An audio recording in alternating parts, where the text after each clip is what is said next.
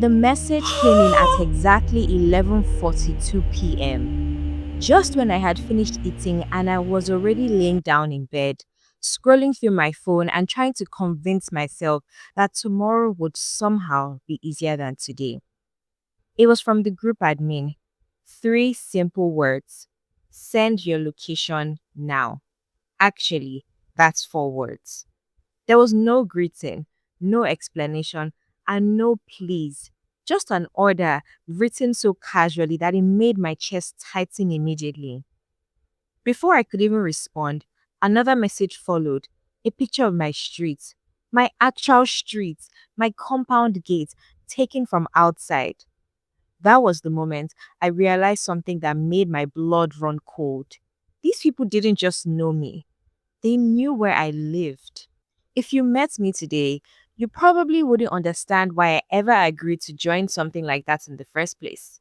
Because on the outside, I look sensible and careful. But desperation can make you ignore things that would normally scare you.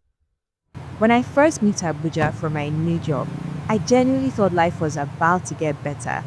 I imagined a fresh start, a small apartment, steady income, and at least some peace of mind. Instead, what I got was bills waiting for me like enemies every single month.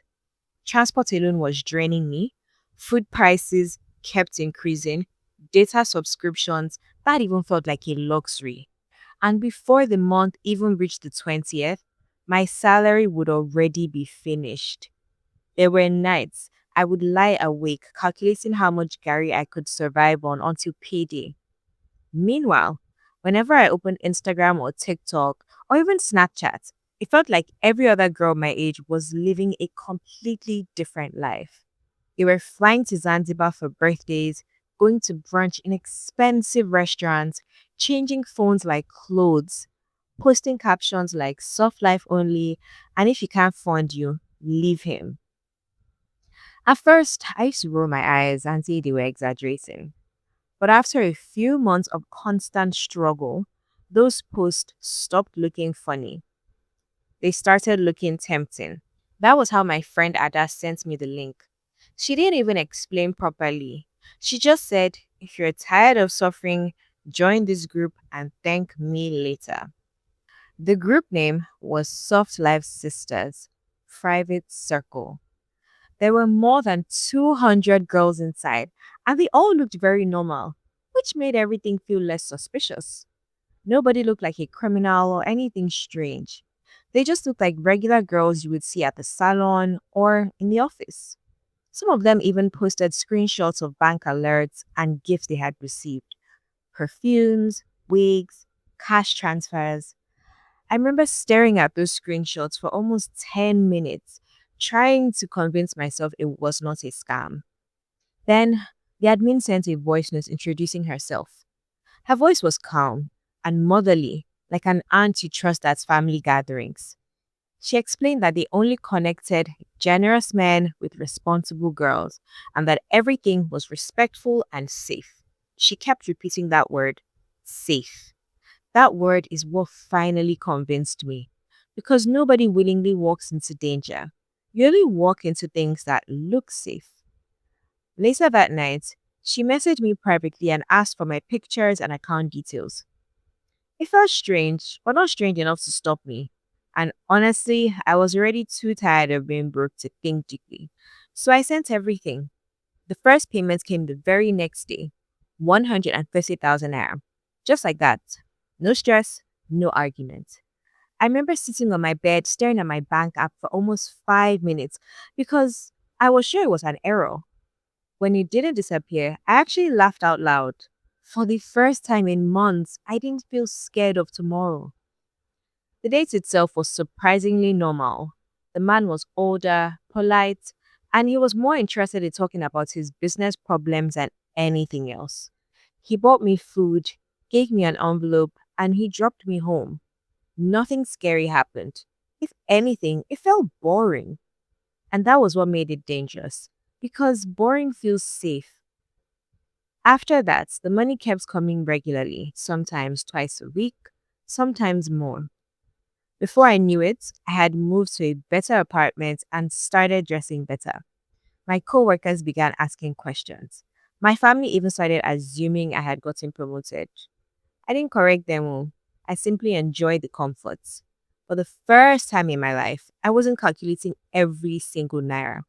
And that feeling, it can be addictive. After about 2 months, small rules started appearing. At first, the rules sounded harmless. Always update us when you reach safely. Don't post your clients online. Share your live location before every meeting. The location one bothered me, but everyone acted like it was normal. They said it was for security.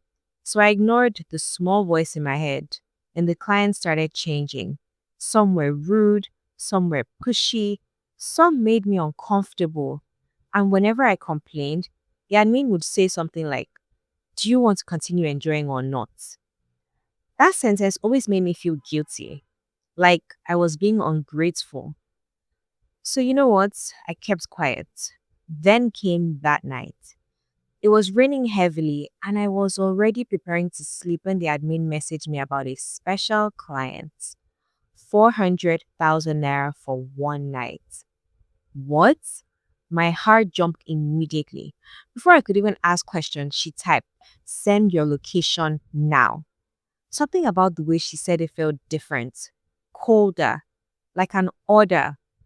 When I hesitated, she sent a picture of my street.